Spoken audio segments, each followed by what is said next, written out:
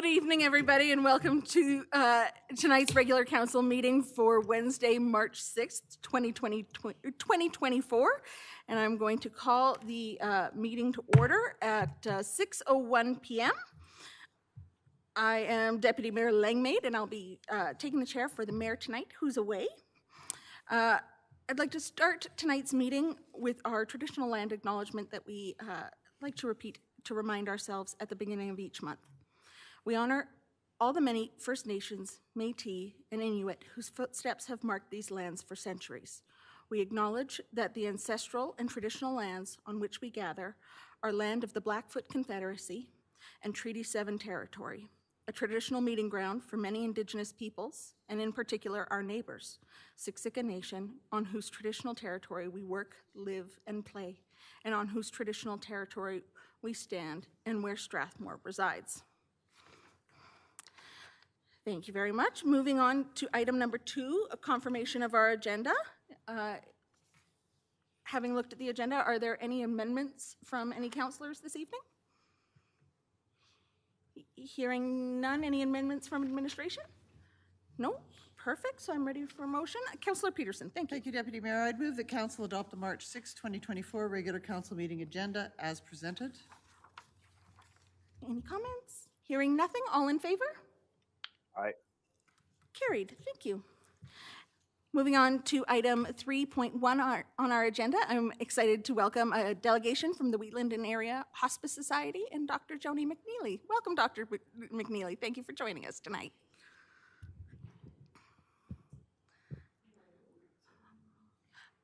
Here we go, red light, we're good to go.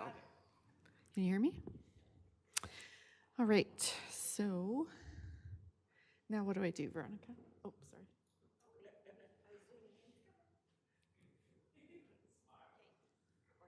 Did you get a picture? Okay, so thank you for inviting me to present today about our progress. This is an overview of my presentation. I'm quite nervous. I'm not very good about presenting, so I'm going to read a lot of this. Hopefully by the time I'm finished, you'll have a good idea about hospice what, hospice so what, and hospice now what.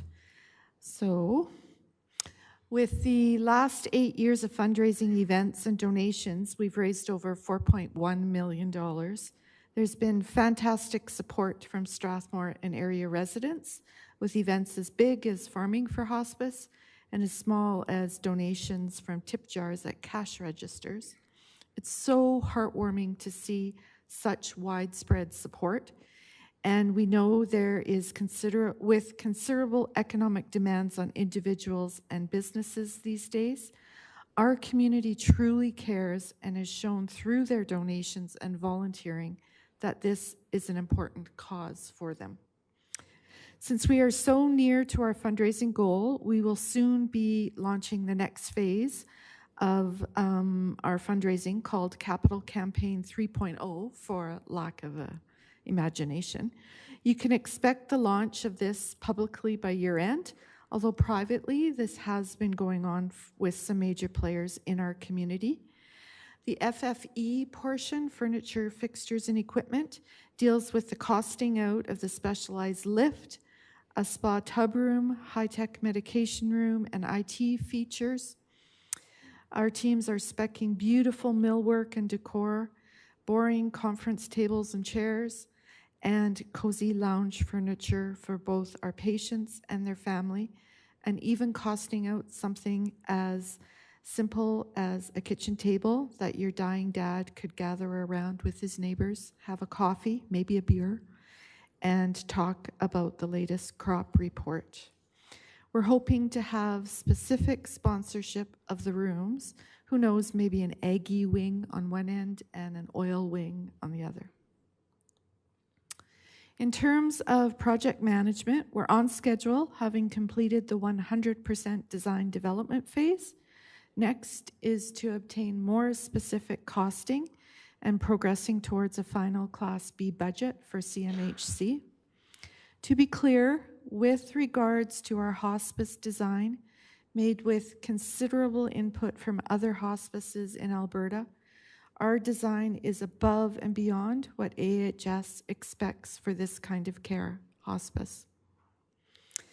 It's about creating a home and creating a caring community within our facility, and one that keeps residents as part of the larger community outside.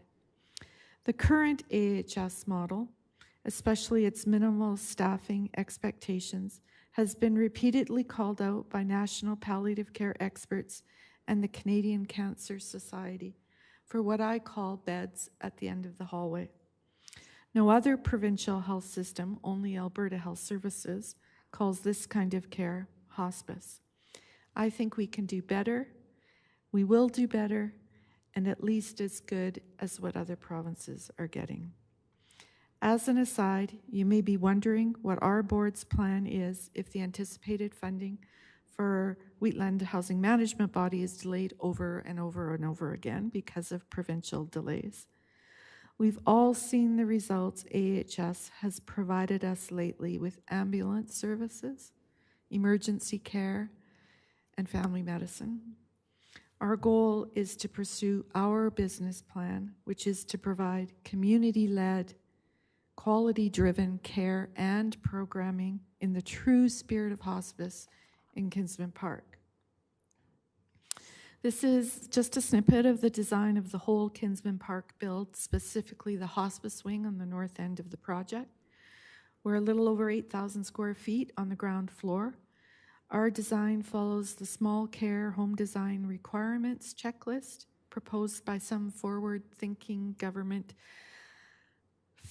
person in anticipation of a move towards smaller independent facilities of 14 beds or less.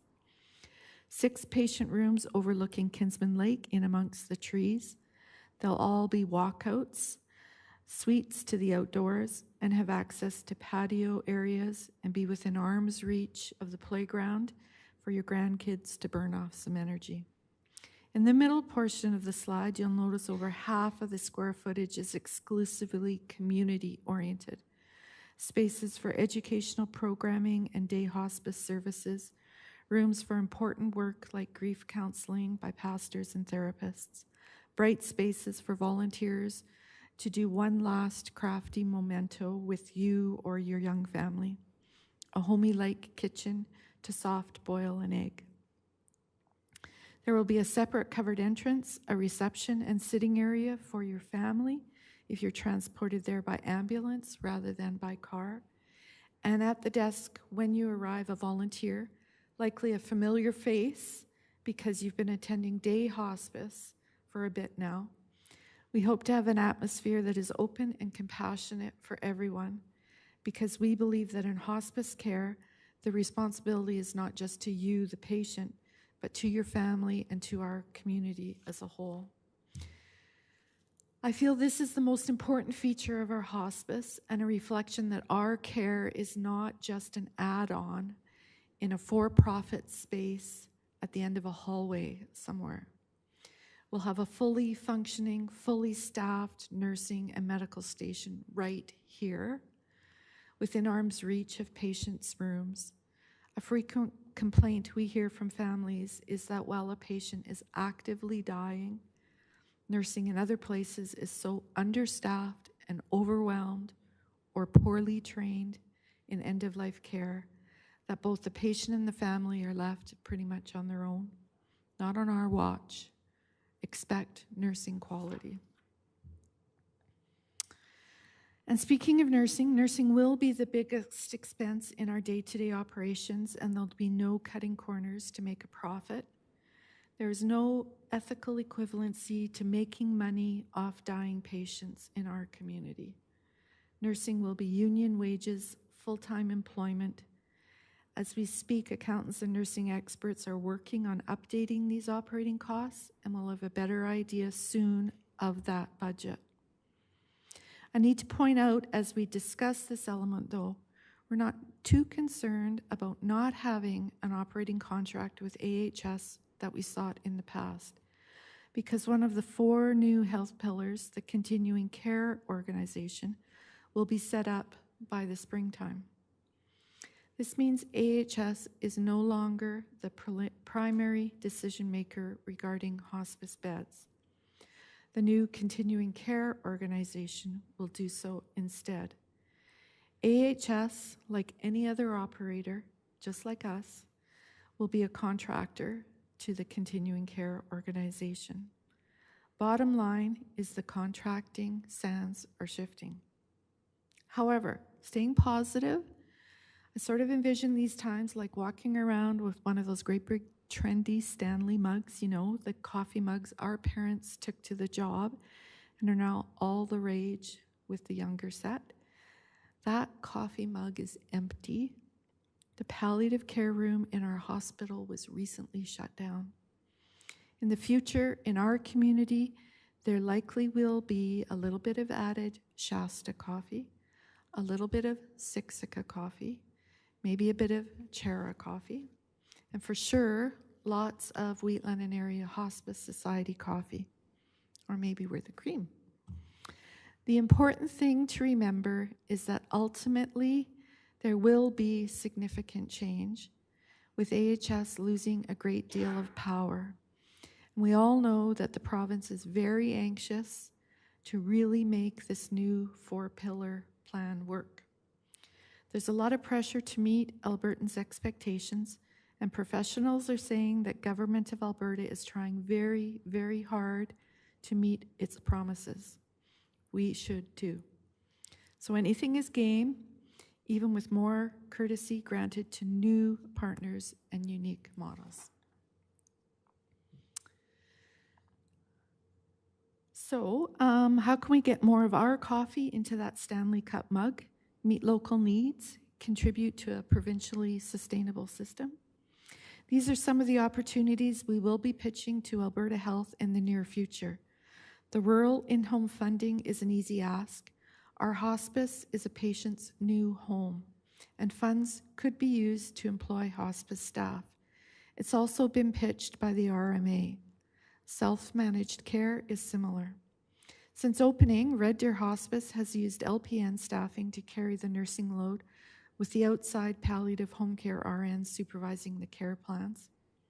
Hospices in Calgary get 50% of their total operating costs through AHS, and not surprisingly, like many operators, are wondering what this will look like after the reorg announcement in May.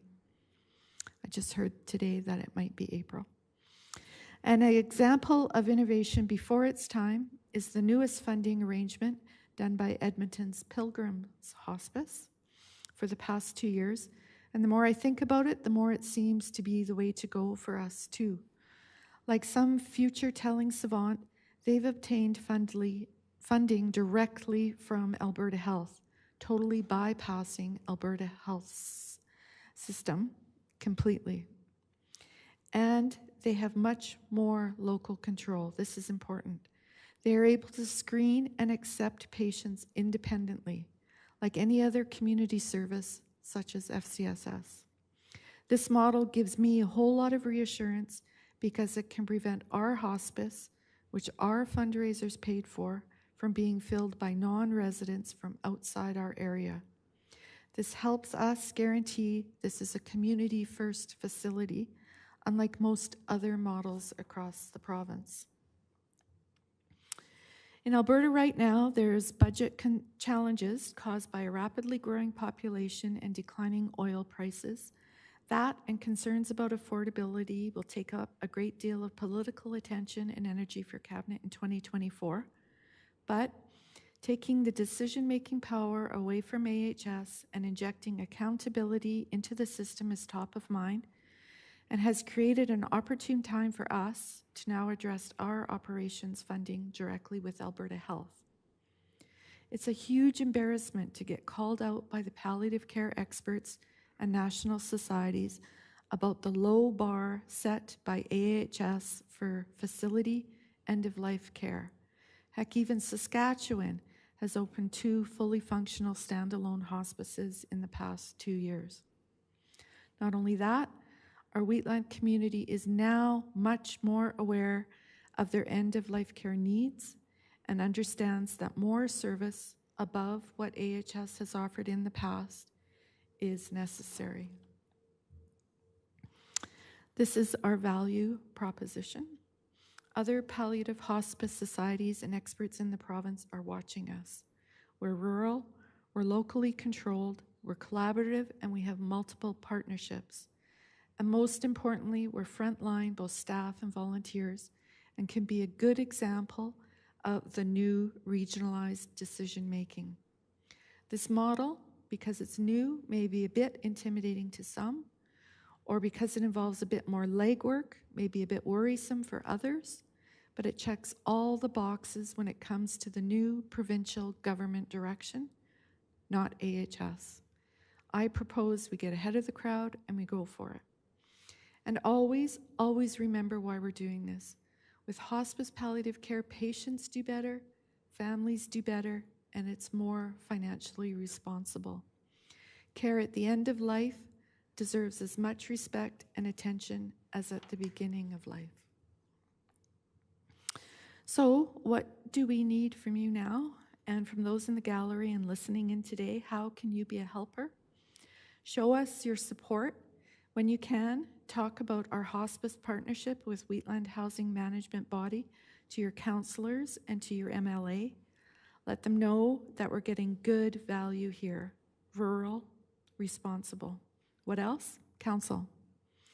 We're asking for 2 formal letters of support to both the Minister of Health and the Minister of Seniors, Community and Social Services, helping those in Edmonton understand what our community needs really are and supporting our community solutions. In a myriad of ways, I showed you a few slides back, one of which was endorsed by the RMA. Now, I'm aware that it can be very, very painful as things move at the speed of government.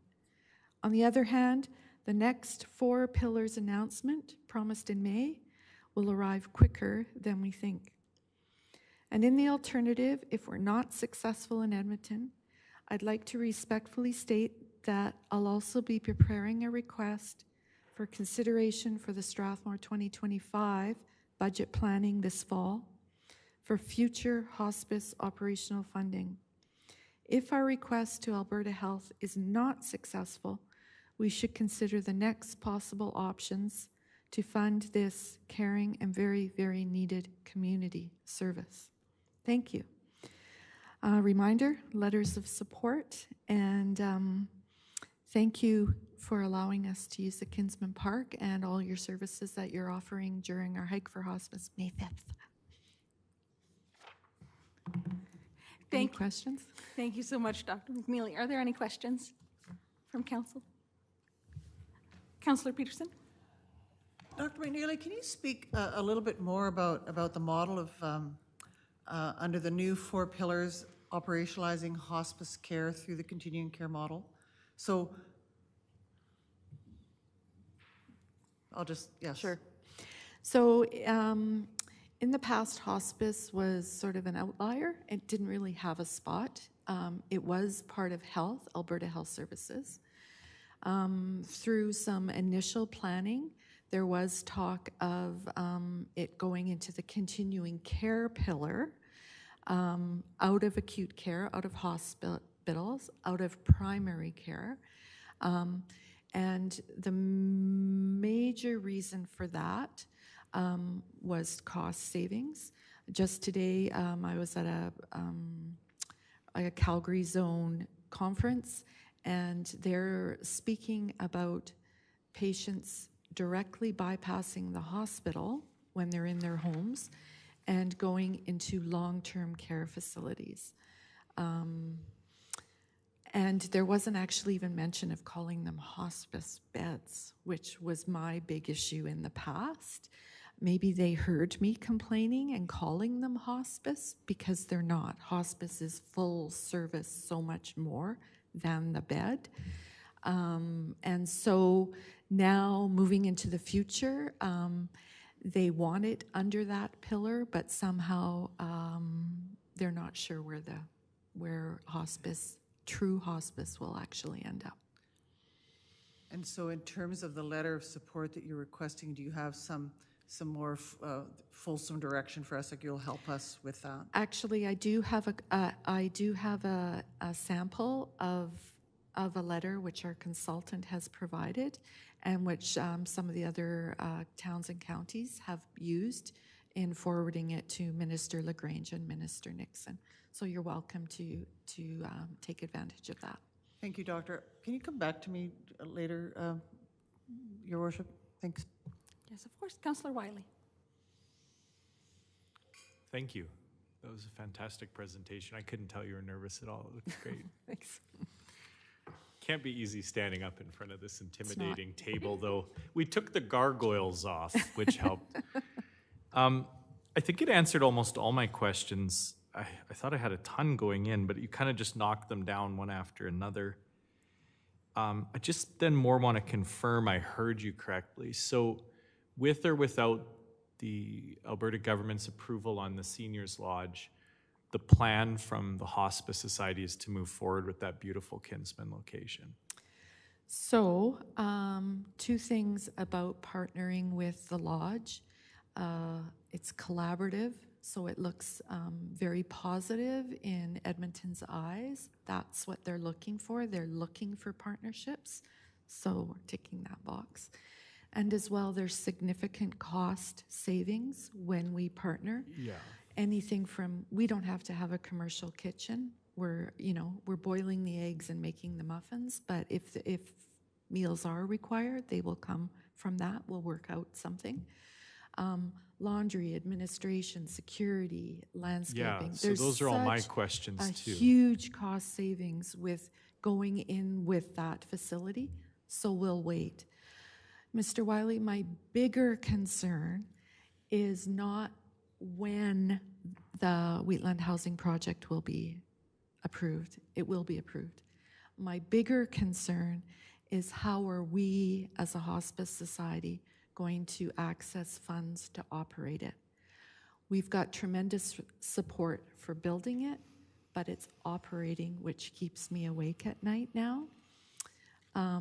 And in the event that we're unsuccessful, we're going to go with that build and we will continue to operate it as a hospice, providing all the community services there, day hospice, grief counseling, pastoral services, outreach programming, all that out of that facility until we're able to access some sort of operating cost. That, to me, is the major concern. To summarize what I think I'm hearing is, so yes, you would still go ahead with the build. Yes, Your operating budget obviously is going to be a very different thing yes. while you're waiting for the eventual development of the lodge.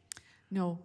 So our operating costs will be a different thing once the whole build is made, Including the lodge. including the lodge. But you yeah. could function alone.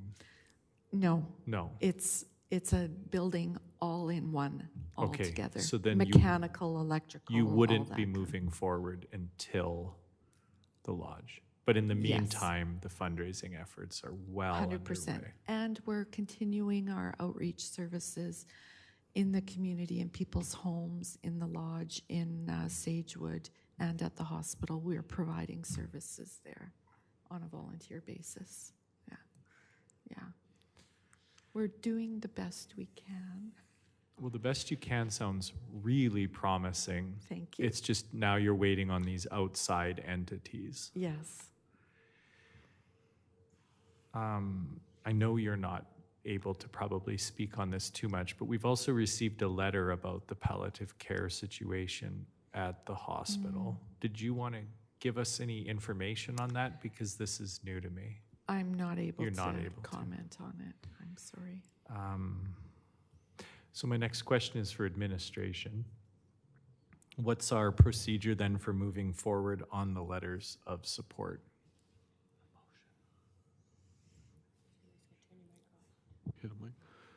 Through the chair, so there's actually a letter of support on the consent agenda tonight. It's to Minister LaGrange with, I believe, the seniors minister copied on it. So it's on consent. Okay. Sorry, if I could continue on that for just 1 minute. So it's important when we consider people being served in the hospice is not just to look at the number of beds and the people in the beds, because for each of those people, there could be 2, 5, 10 other people that we're also serving, you know, looking at the circles of family and neighbors and friends that are also coming in, caregiver support during day hospice, and as well family support after a death with grief counseling. So let's just say 5-fold that number, and I'm just guessing.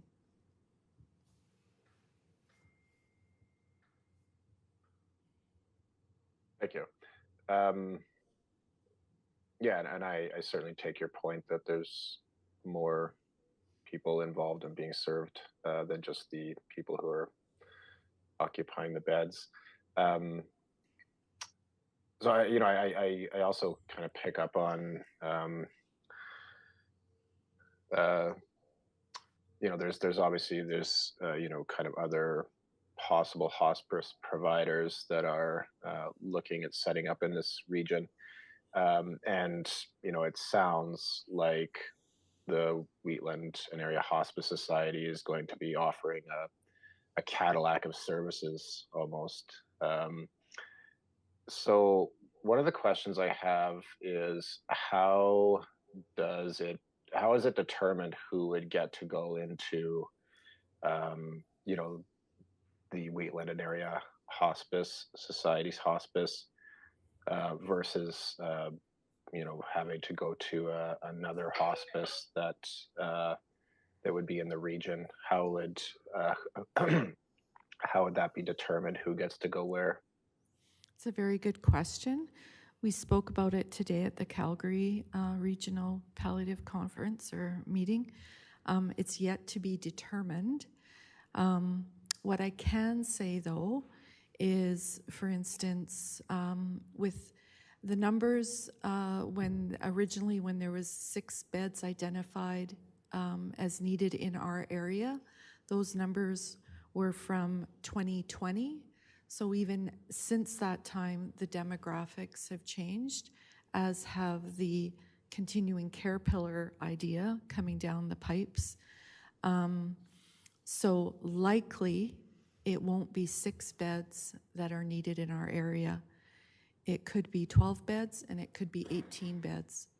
I do know that half of the say 100 people in 2022 that were palliative patients, 51% died at the hospital. 51% died at home, 37% died at the hospital, and 8% died in hospice. And according to AHS, that 37% that died at the hospital is too high. It's too expensive. So that number needs to get lower. They will be moving people out of acute care into other spaces to pass away in. So it's our community's choice where we want those to go, those people to go.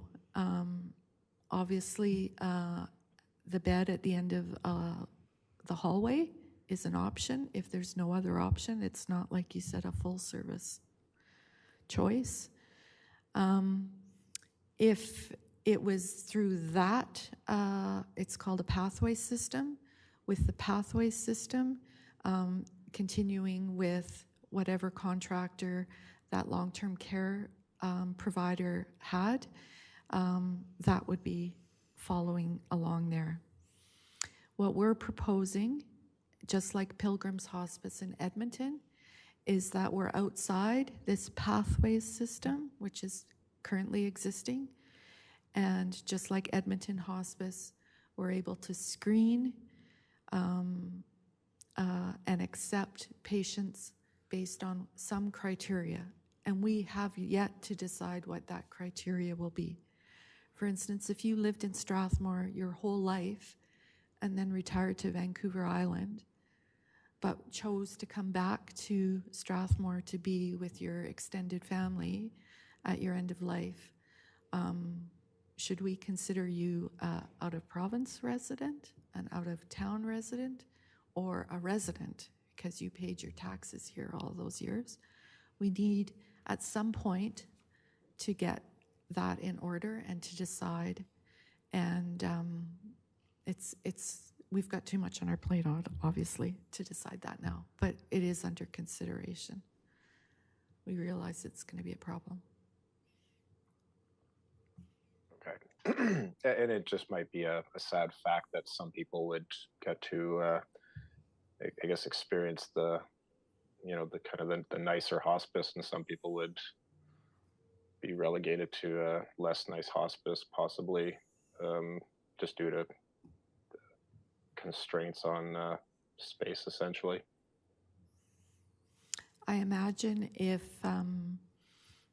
as happens now, if you had a first and second choice, if it was appropriate, you could likely transfer to your first choice if you were in your second choice. I'm hoping that will be the case. Okay. Okay. Well, I appreciate you answering my questions, and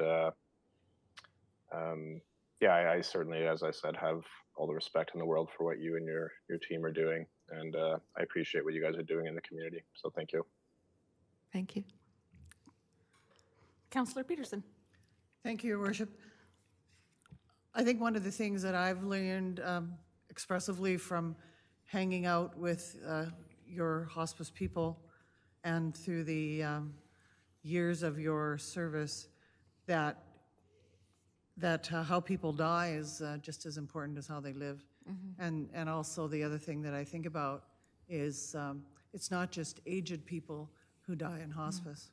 Mm-hmm. And I'm always reminded of that in previous seminars that you've given so, generously.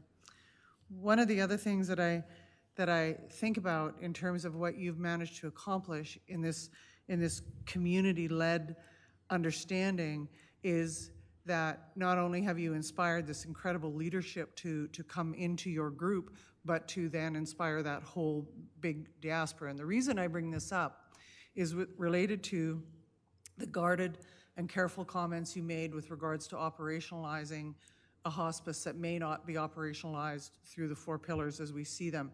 And one of the things that I think is really important for our community to hear again, because most of the people here that are my age or somewhat younger understand what happened pre-COVID when every municipality throughout this group of us offered to pay a per capita cost to operate this vision of hospice care for this community. And it was a fulsome discussion over many, many months that led to that decision. And I think that it was brilliant to think back that was unanimous. I don't think that those sentiments have changed. And the reason I say that is that as we were doing the 8 consultations in community, excluding politicians that were involved, the people who were consulted, 98% of them showed you this incredible respect and support. And I think that operationalizing of this, for me, is something that is going to happen. And that fierce determination just doesn't come from your board. I saw it firsthand. Richard and I saw it firsthand in community after community and person after person.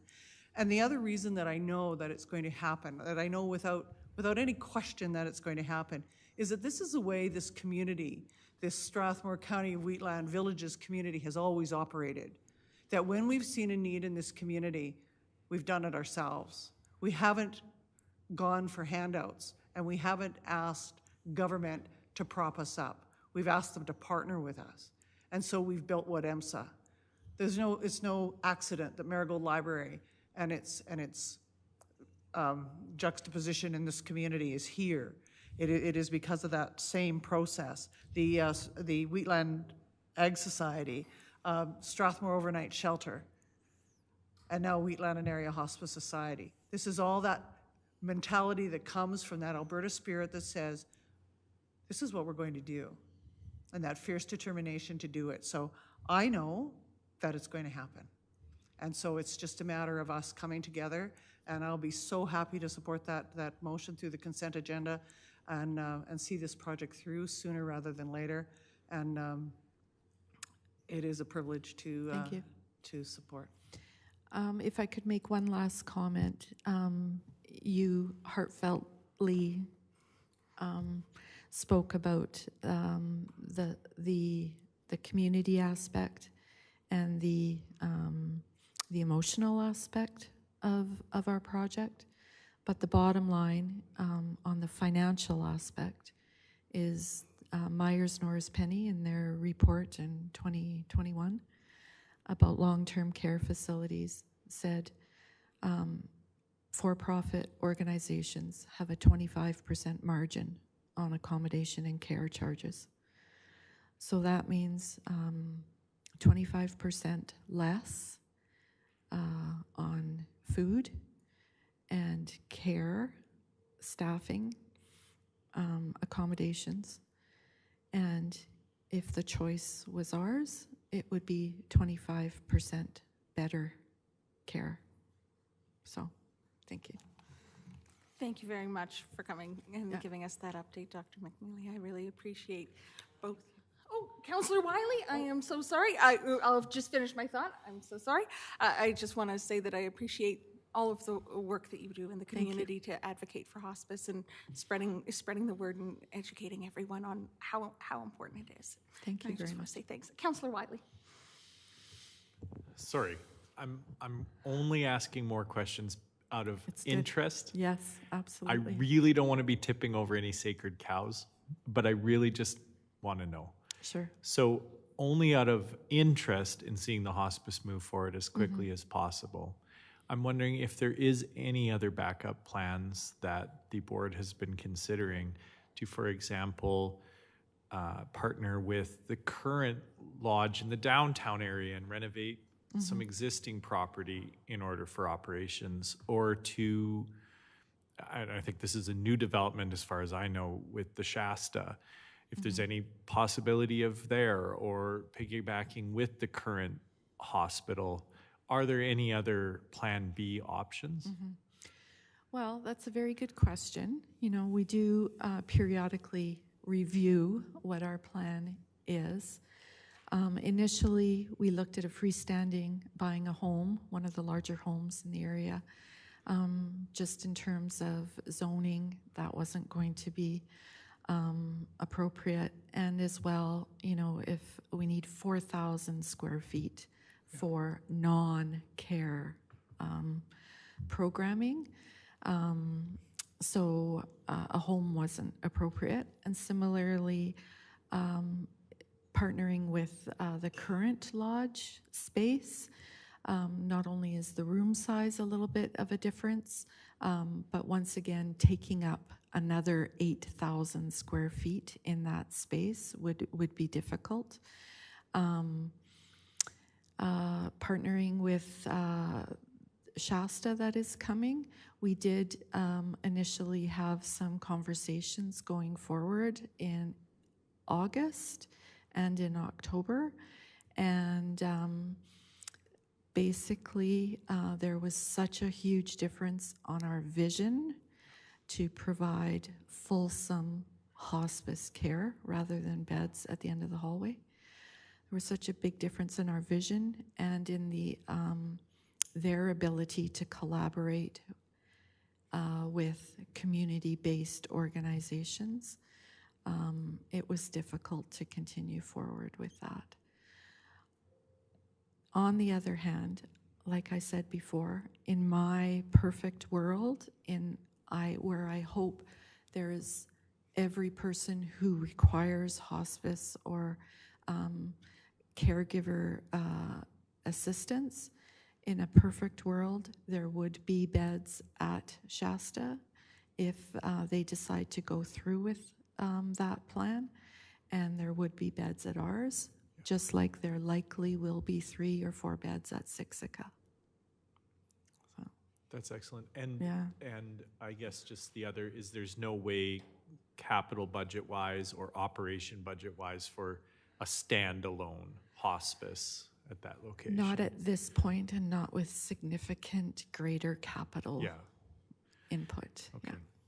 And then this one's just a detail. I think you said Calgary has a model that 50% is funded by the province, or was it Edmonton? I can't remember. So Calgary, 50% of their operating budget is funded by AHS.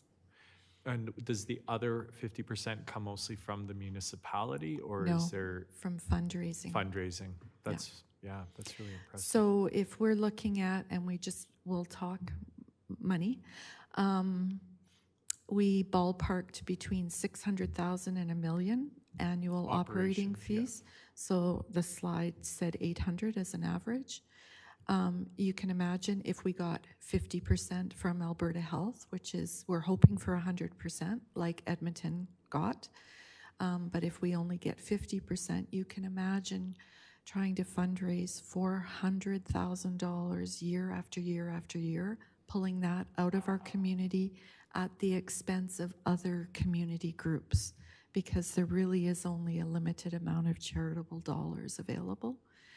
On a per capita basis, what we're looking at for that number that I spoke of would be about $15. Thank you. That is finally all of my questions. That's great, yeah. Seeing no other questions, thank you so much, Dr. McNeely. Thank you. So can I get to Bob Marley still? Oh, perfect, good. Thank you very much. So next item on our meeting agenda is to move into a closed meeting. Now, typically, we like to go into closed meetings early to do some strategic discussions before we move on with the rest of the meeting, but typically, we are usually out of those by about 7 o'clock. So I'm looking towards administration. Do we want to continue with an early closed portion of the meeting, or do we want to defer it?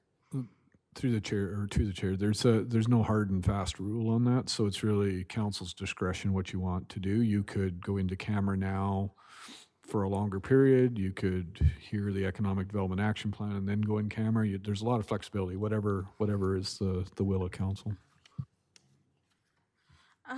Okay. Yes. So,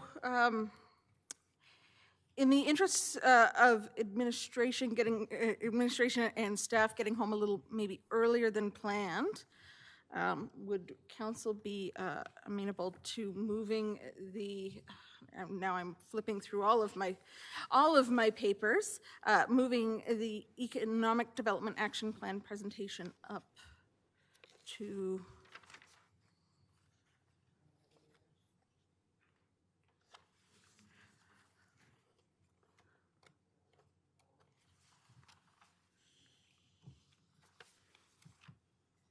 Through the chair, just the public agenda does look light, just for simplicity. We might just want to go through the public agenda. Well, you have the notice of motion, though, which might take some time. We could. Actually, let's, maybe I have an interest for a motion for a 5-minute recess while we come up with a plan. The hospice might want pictures as well, Your Worship. Okay, and we can maybe take some photos as well. So would someone be willing to make? I make a motion for a 5-minute recess. Thank you very much. All in favor? Councillor Montgomery? Sorry, just grabbing my mouse. Yeah, I'm in favor of that. Thank you.